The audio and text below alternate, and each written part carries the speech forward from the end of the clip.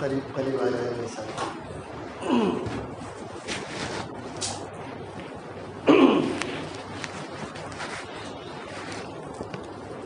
الحمد للہ وحدہ لا شریک لہ والصلاة والسلام علی محمد لا نبی بعدہ ولا رسالة بعد رسالتی ولا نبوة بعد نبوتی ولا کتاب بعد کتابی ولا شریعة بعد شریعتی ولا معصوم بعد عصمتی ولا سنة بعد سنتی ولا امة بعد امتی. صدق اللہ العظیم. قال اللہ تبارک وتعالی وَإِذَا قِيلَ لَهُمْ آمِنُوا بِمَا أَنزَلَ اللَّهُ قَالُوا أَنُؤْمِنُ كَمَا آمَنَ السُّفَهَاءُ أَلَا إِنَّهُمْ هُمُ السُّفَهَاءُ وَلَكِنْ لَا يَعْلَمُونَ. وقال تعالى يا أيها الناس اتقوا ربكم إن زلزلة الساعة شيء عظيم. وقال النبي صلى الله عليه وسلم كل بني آدم خطاؤون وخير الخطاؤون التوابون المستغفرون او كما قال علیہ الصلاۃ والتسلیم.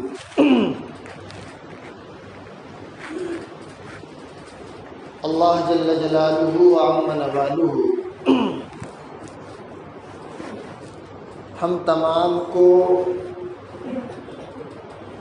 کامیاب دیکھنا چاہتے ہیں اور کامیاب کرنا چاہتے ہیں. کامیابی اور ناکامی کا جو دار و مدار اللہ نے رکھا ہے وہ ایمان پر رکھا ہے. دنیا میں آپ کس نام سے بھی پکارے جائیں، کس مسلک کو فالو کرتے ہیں، اللہ آپ سے یہ سوال نہیں کرے گا. اللہ کا صرف ایک ہی سوال ہے کہ آپ ایمان کو کتنا بچا کر کے لائیں. کامیابی اور ناکامی کا جو مدار اللہ نے رکھا ہے وہ ایمان کی پختگی پر نہیں ہے، ایمان والا بن کے زندگی گزارنے پر نہیں ہے. آپ کو لوگ مسلمان سمجھتے ہیں اس پر نہیں ہے. آپ اپنے رب کے پاس اس کو بچا کر کے کتنے پرسنٹ لے کر کے جاتے ہیں اس پر ہے. آدمی ابتدا سے شروع کرے اپنے ایمان پر محنت اور کرتے کرتے کرتے کرتے سیدنا ابوبکر صدیق رضی اللہ تعالی عنہ ان کے ایمان تک ہمیں پہنچنا ہے. ایک اللہ نے لیول کو سیٹ کیا ہے کہ ایمان سیدنا ابوبکر صدیق کا حضرت جبرائیل علیہ الصلاۃ والتسلیم ہے. ان کی جو کتب احادیث کے اندر کہ ان کے پروں کی لمبائی ایک بار وہ اڑان بھرتے ہیں تو کتنے ہزار کلومیٹر تک وہ چلے جاتے ہیں. اللہ نے حضرت جبرائیل سے کہا کہ جاؤ جبرائیل جنت کی سیر کر کے آؤ. حضرت جبرائیل فرماتے ہیں کہ میں اڑ کے تھک کے بیٹھ گیا. اللہ نے کہا کہ پھر اڑو، پھر کوشش کرو. میں نے 3 بار کوشش کی.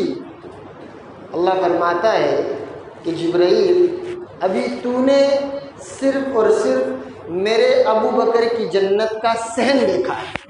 کیا دیکھا؟ یہ لگائیے کیا ایمان پر محنت کی ہوگی. وہ بھی میری اور آپ کی طرح انسان تھے. یہ الگ بات ہے کہ ہم سے افضل تھے، لیکن ہم بھی اپنے ایمان پر اس انداز سے محنت کریں تو سیدنا ابوبکر صدیق رضی اللہ تعالی عنہ کے ایمان تک ہم بھی پہنچ سکتے ہیں، بشرطے کہ ہماری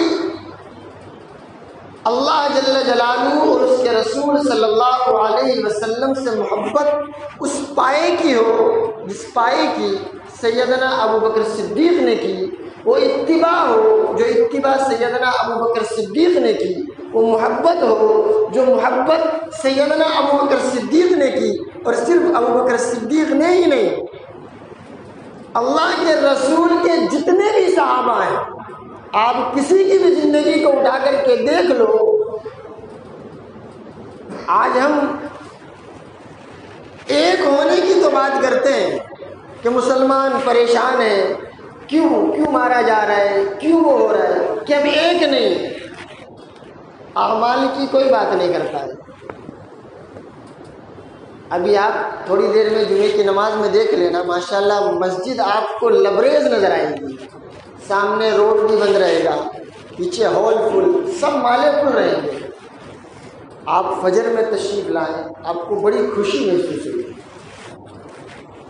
تو اللہ نے جو فیصلہ کرنا ہے وہ جمعے کی نماز دیکھ کے کرنا ہے۔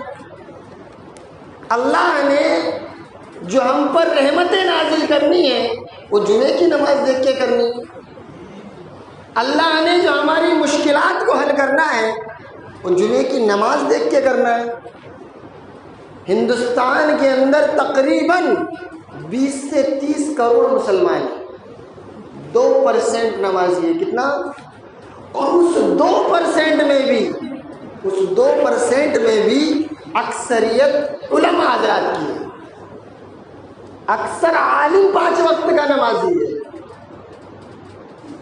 جو اس روئے زمین کی سب سے مظلوم قوم ہے۔ علماء حضرات، مدرسین، ائمہ حضرات، جو آپ کو 5 وقت کے نمازی ملیں گے۔ کیونکہ اللہ نے قرآن میں علماء کے لیے فرما دیا انما یخشی اللہ من عبادہ العلماء، کہ اللہ سے جو ڈر ہے، اللہ کا جو ڈر ہے، وہ جو سمجھ سکتا ہے وہ ایک عالم ہی سمجھ سکتا ہے۔ تو یہ 2% نماز پڑھنے پر ہم امید لگائے بیٹھے ہیں کہ اللہ ہمارے اوپر منہ سلوہ نازل کر دے، ایسا پوسیبل ہے؟ ہر چیز ہم بازار میں جاتے ہیں، ہمیں عمدے سے عمدہ چاہیے، کپڑا بہترین چاہیے، اسکول میں بچوں کو پڑھائیں گے تو بہترین، بچے ہائی کوالیفائڈ ایجوکیٹڈ ہونے چاہیے۔ ایمان کیسا؟ بوسیدہ چلے گا؟ ایمان کیا ہے؟ کبھی اس کے لیول کو بھی چیک کیا ہے کہ منادی پکارتا ہے حی علی الفلاح کی طرف، تو اب میری دکان اس کامیابی کے معنی ہے یا نہیں؟ اگر ہے تو میرا ایمان کسی کام کا نہیں ہے، اور اگر نہیں ہے تو اللہ کا شکر گزار بندہ ہونا چاہیے۔ میں نے جو قرآن کریم کی آیت آپ حضرات کے سامنے پڑھی، 2 مختلف موضوع کی آیات ہیں، ایک حج کے تعلق سے ہے اور ایک اللہ نے منافقین کے بارے میں نازل کی جو کہتے تھے کہ وَمِنَ النَّاسِ مَن يَقُولُ آمَنَّا بِاللَّهِ وَبِالْيَوْمِ الْآخِرِ، کہ ہم اللہ پر اور آخرت کے دن پر ایمان لاتے ہیں، در حقیقت وہ ایمان والے نہیں تھے۔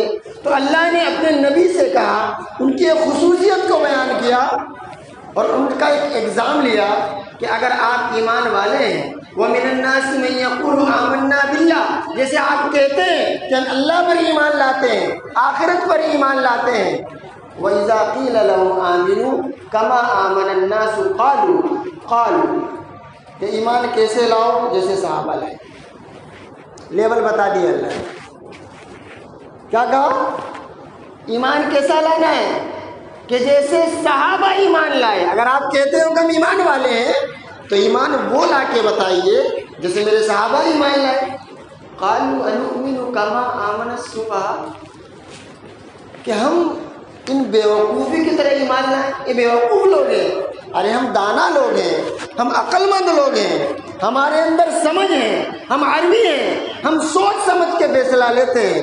ٹھیک ہے، ایمان لانے کی بات گئی، ایمان لے آتے ہیں، لیکن اتنا نہیں ہونے والا ہے کہ ہم سب کچھ چھوڑ چھاڑ کے مسجد کا کونا پکڑ لیں۔ اللہ قرآن نے کہا خبردار انہم هم السفہاء، کہ در حقیقت بیوقوف یہی لوگ ہیں، ولکن لا یعلمون، اور اس بات کا ان کو علم نہیں۔ یہ جو میرے صحابہ کو بیوقوف بتا رہے ہیں کہ سب کچھ چھوڑ کے اپنے نبی کے پیچھے پڑے ہوئے ہیں، مسجد کا کھوٹا پکڑ لیا ہے، ہم ویسے لوگ نہیں ہیں، ہم دانا لوگ ہیں، ہم سمجھدار لوگ ہیں، ہم دیکھ کے پرکھ کے ایمان لاتے ہیں، لیکن قرآن نے ایسے لوگوں کو بیوقوف کہا ہے۔ ارے اللہ کے رسول صلی اللہ علیہ وسلم نے کہہ دیا، بات ختم ہو گئی، اخلاق کے اعتبار سے ہو، اعمال کے اعتبار سے ہو، بات ختم۔ وما ينطق عن الهوى ان هو الا وحی یوحی، آپ صلی اللہ علیہ وسلم فرماتے ہیں کہ قرب قیامت میں ایک ایسے لوگ بھی دنیا کے اندر آئیں گے جو کہیں گے کہ جو قرآن کے اندر لکھا ہوا ہے بس وہی دین شریعت ہے، اس کے آگے نہ چلو، اس کے آگے نہ چلو۔ اللہ کے رسول فرماتے ہیں کہ اللہ نے قرآن کے ساتھ ساتھ مجھے اور میرے سینے کے اندر اور علوم کو بھی نازل کیا، اور میں جو کہتا ہوں وما ينطق عن الهوى، کہ میری جو بات ہوتی ہے میری اپنی خود کی بات نہیں ہوتی، میری باتیں وہ باتیں ہوتی ہیں جو رب کی مرضی ہوتی ہے۔ آج ہم ہر چیز میں چوچرا کرتے بزرگوں دوستوں،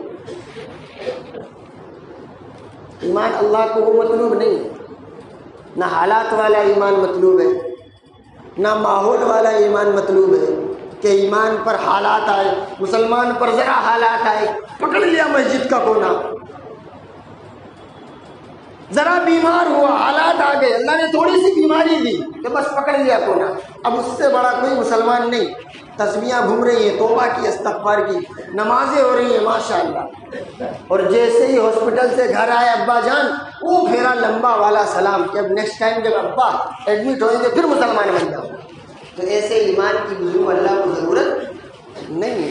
ایمان اللہ کو ہر حال میں مطلوب ہے، چاہے خوشحالی میں ہو، چاہے تنگی میں ہو، چاہے فراخی میں ہو، اللہ اور اس کے رسول صلی اللہ علیہ وسلم کا حکم ہمارے لیے دنیا سے زیادہ قیمتی ہے، وہ ایمان اللہ کو مطلوب۔ اور وہ ایمان کب حاصل ہو سکتا ہے؟ جب میرے دل کے اندر محمد عربی صلی اللہ علیہ وسلم کی وہ عظمت ہو، وہ محبت ہو، وہ اتباع ہو جو اللہ نے ان کا حق ان کو دیا ہے۔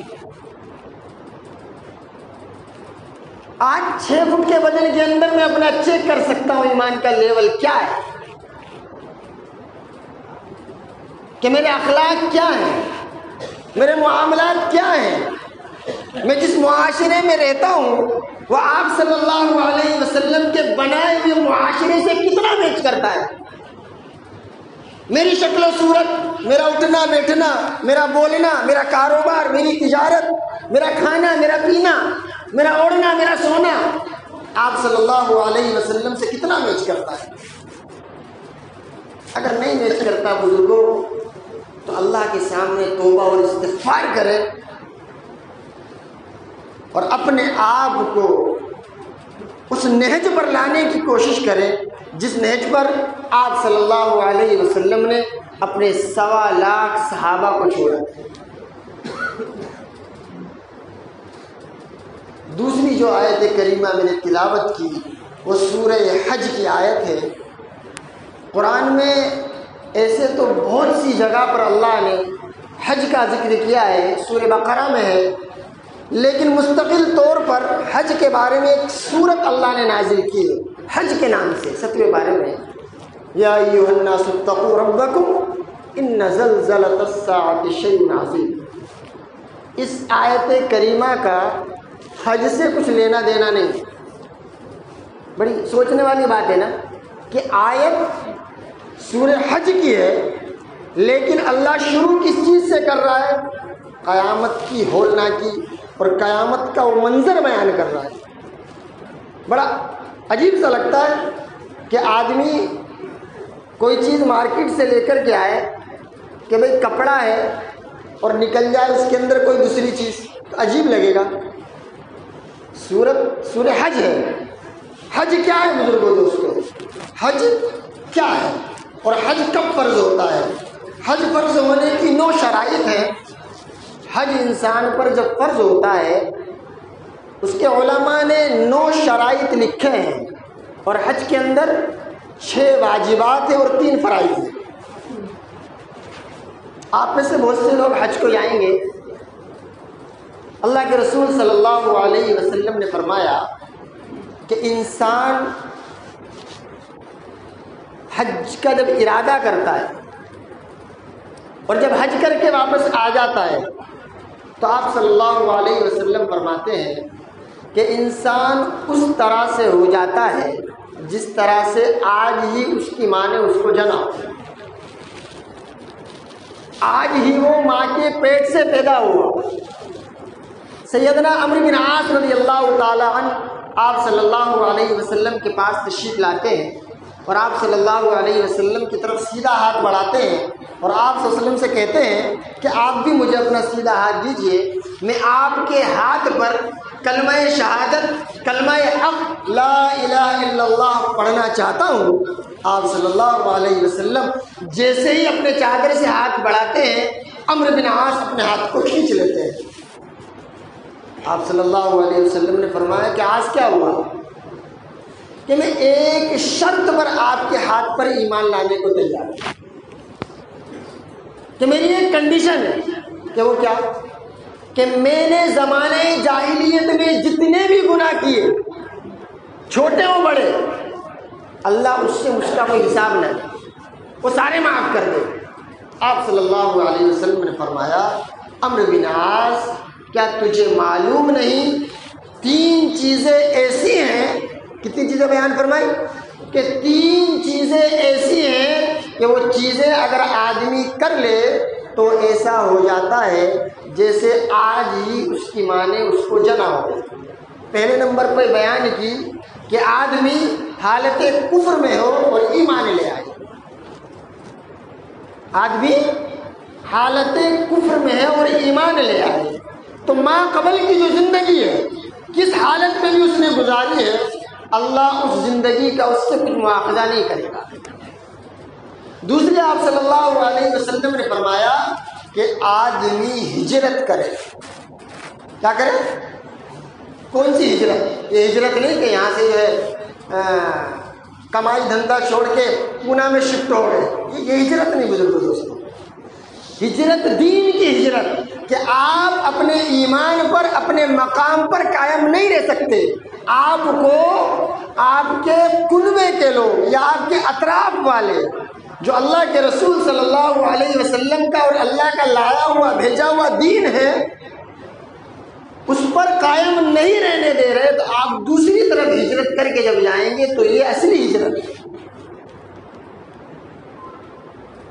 تو یہ ہجرت جب آپ کر لیں گے تب بھی اللہ کے رسول نے فرمایا کہ آدمی ایسا ہو جاتا ہے جیسا ہے آج ہی اس کی ماں نے اس کو جنا ہو.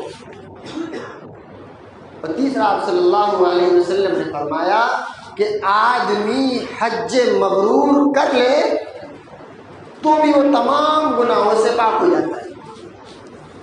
لیکن اب اس کا مطلب یہ نہیں ہے کہ آدمی کو اللہ نے مال دیا ہے، جیسے اللہ نے کسی کو بہت مال دیا ہے تو وہ گناہ پہ گناہ کرتا رہے کہ بھائی لاؤ 100 کا 200 کر کے دیتا ہوں 5 سال بعد پھر حج کو چلا جاؤں گا. یہ نہیں بولے دوستوں. ساری زندگی میں حج ایک مرتبہ فرض ہے. کتنی بار؟ ایک مرتبہ. اور ہر 5 سال میں جانا علماء نے اس کو استحباب کے درجے میں لکھا ہے. کیا لکھا ہے؟ استحباب کے درجے میں لکھا ہے کہ آدمی کو اللہ نے مال دیا ہے، ایک بات جو اس پر حج فرض تھا وہ اس نے حج کر لیا تو اب ہر 5 سال میں جائے. اور آپ صلی اللہ علیہ وسلم فرماتے ہیں کہ ایک حج ایسا ہے جو دنیا کے 3 لوگوں کو پاک اور صاف کر دیتا ہے. کتنے لوگوں کو؟ 3 لوگوں کو. اس حج کا نام ہے حج بدل. ایک تو وہ جو اپنے ماں باپ کی طرف سے یا کسی اور کی طرف سے جو مر گئے حج بدل کرا رہا ہے، یعنی جو پیسہ انویسٹ کر رہا ہے، جو مال لگا رہا ہے، اس کی بخشش اللہ کرتا ہے۔ اور ایک وہ جو حج کے ارکان مکے کے اندر ادا کرنے جا رہا ہے، اور ایک وہ جس کے نام سے حج کیا جا رہا ہے۔ آپ صلی اللہ علیہ وسلم نے فرمایا کہ حج بدل 3 لوگوں کی مغفرت کا باعث بنتا ہے۔ ہم میں سے بہت سے لوگ بزرگوں دوستوں حج کو جاتے ہیں، بہت سی باریک چیزیں انشاءاللہ ہفتہ در ہفتہ ہر دن انشاءاللہ میں بیان کروں گا۔ سب سے پہلے حج کا مقصد سمجھ لیں کہ حج کیوں کرنا ہے۔ حج کیوں کرنا ہے؟ خالص اللہ کی رضا کے لیے۔ کیوں کرنا ہے؟ خالص اللہ کی رضا کے لیے۔ ہر وہ عمل، امام ابو حنیفہ رحمۃ اللہ علیہ اپنے شاگردوں کو پڑھا رہے تھے، انہوں نے ایک سوال کیا کہ آپ لوگ وضو کیوں کرتے ہیں؟ کیا سوال کیا کہ آپ لوگ وضو کیوں کرتے ہیں؟ سب نے کیا کہا؟ نماز پڑھنے کے لیے۔ نماز پڑھنے کے لیے کرتے نا وضو۔ حضرت امام ابو حنیفہ رحمۃ اللہ علیہ فرماتے ہیں کہ یہ آپ لوگوں کا سراسر غلط جواب ہے کہ دنیا کا کوئی بھی عمل چھوٹا ہو یا بڑا صرف اور صرف اللہ کی رضا کے لیے ہونا چاہیے۔ ہم وضو بھی کریں تو اللہ کی رضا کے لیے، 1 روپے سے لے کر 1 لاکھ 1 کروڑ جتنا اللہ نے استعداد دی ہے، ہم صدقہ کریں صرف اللہ کی رضا کے لیے، دکھلاوے کے لیے نہیں کہ بھائی پلاٹ نمبر 7 والا بھی حاجی ہو گیا، 5 والا بھی حاجی ہو گیا، 3 والا بھی حاجی ہو جائے۔ اب پیسہ تو ہے نہیں، بھائی بینک سے لون لے لیتا ہوں، لون لے لیا، حاجی صاحب ہو گئے، چلو انٹرسٹ کے پیسے سے حج کیا۔ یہ ابھی کا واقعہ ہے، پچھلے سال کا۔ میں بنگلور گیا تھا، کرناٹکا کے اندر، ایک ساتھی سنا رہے تھے کہ مولانا ہمارا پڑوسی ہے، 23 میں آ کے حج کر لیا کہ دائیں بائیں آگے پیچھے والے سب حاجی ہو گئے۔ اندر سے بس یہی سب کو پکڑ کے بولتا رہتا تھا کہ یار یہ بھی حاجی ہو گیا، میرا نمبر کہاں آئے گا؟ اللہ نے نہیں دیا تھا مال تو بینک گیا، لون لے لیا، حج کر لیا۔ اب کیا کرا؟ گھر بیچ کے وہاں سے لون بھی واپس نہیں کرا، کسی دوسری جگہ چلا گیا۔ یہ حال ہے بھائی، یہ حج نہیں ہے۔ تو حج کرے صرف اللہ کے لیے، حلال مال کے لیے۔ ایسا نہیں کہ بھائی اس نے میری دعوت کری تھی تو میں نے بھی دعوت کھانی ہے، ایک سیلفی لینی ہے اس کے ساتھ میں۔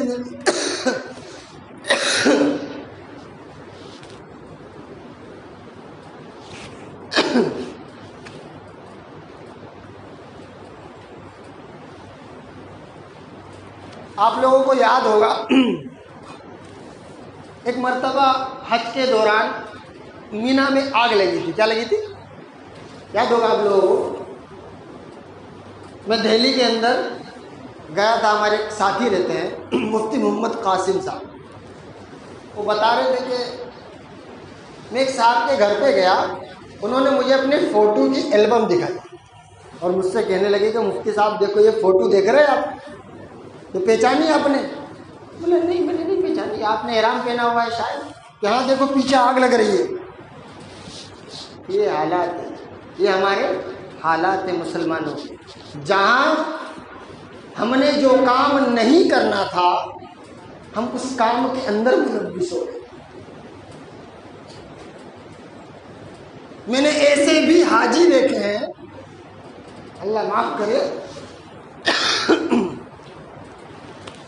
کہ پورے حج کی سیلفی لا کے گھر پہ بتاتے ہیں، پہلے چکر کی، دوسرے کی، تیسرے کی، چوتھے کی، 5ویں کی، یہ دیکھو ٹکلا ہو رہا ہوں، یہ دیکھو قربانی ہو رہی ہے میری، یہ دیکھو سعی کر رہا ہوں۔ کمال ہے، کیا ہم نے مذاق بنا لیا ہے؟ حج نہ ہو گیا، سیلفش ہو گیا۔ تو یہ حج کر کے کیا مطلب ہے بزرگوں دوستوں؟ تو ہم نیت کریں، حج کریں گے، لیکن حج کو حرام چیزوں سے اور حرام کاموں سے پاک کریں گے، اور سب سے پہلی نیت کرے کہ حج کریں گے کس کے لیے؟ صرف اور صرف اللہ کے لیے، کسی کی دعوت کھانے کے لیے نہیں، کسی کو دکھانے کے لیے نہیں۔ تو حج شروع سے ہی قبول ہوگا انشاءاللہ۔ ہفتہ در ہفتہ حج کے مسائل دھیرے دھیرے انشاءاللہ بیان کروں گا۔ دعا کیجیے اللہ مجھے بھی اور آپ کو کہنے سننے سے زیادہ عمل کی توفیق عطا فرمائے اور ہمیں پکا اور سچا نمازی بنائے۔ اور آخری درجے میں جو ہمارے بزرگوں دوستوں جو ملک کے آج کل حالات ہیں، کم از کم آخری درجے میں ایمان والے کو 5 وقت کی نماز پہ آ جانا چاہیے۔ کس چیز پہ آ جانا چاہیے؟ آج کل ہم کو سب سے زیادہ نشانہ بنایا جا رہا ہے۔ انشاءاللہ اگلے ہفتے میں بتاؤں گا، ایک ملک ہے دنیا کے اندر اسرائیل، آپ کبھی اس کے بارے میں پڑھو کہ وہ کیا تھا اور آج کیا ہے، اس کو کتنوں نے مارا اور آج وہ کیسے سپر پاور بنا۔ انشاءاللہ اگلے ہفتے میں بیان کروں گا اس چیز کو۔ تو ہم آخری درجے میں تو یہ کوشش کریں، ہم کسی بھی فیلڈ میں ہوں، ایک 5 وقت کی نماز کے لیے ہم ضرور وقت نکالیں۔ اللہ مجھے بھی اور آپ کو بھی کہنے سننے سے زیادہ عمل کی توفیق عطا فرمائے۔ وآخر دعوانا الحمدللہ رب العالمین۔